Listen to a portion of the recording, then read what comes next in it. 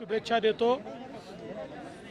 योग विद्या जी आपली प्राचीन संस्कृती आहे, जी आपली जीवन पद्धती आहे, ती योग विद्या, ती योग आणि आसनं ही जगभरात पोचवण्याचं काम माननीय प्रधानमंत्री नरेंद्र मोदीजींनी केलं आणि आज जगाच्या सर्व देशांमध्ये योग दिवसाच्या निमित्ताने योग आसनाचं काम किंवा योगासन करण्याचा प्रयत्न त्या ठिकाणचे लोक करत आहेत।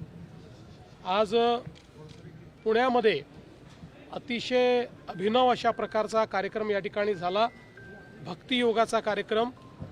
कारण आज योग दिनाच्या दिवशी आपल्या दोन्ही पालख्या, आपली वारी ही पुण्यामध्ये आलेली आहे आणि म्हणून आमच्या वारकरी भगिनी आणि बंधूंसोबत एक कार्यक्रम या ठिकाणी भक्तियोगाचा आयोजित करण्यात आला।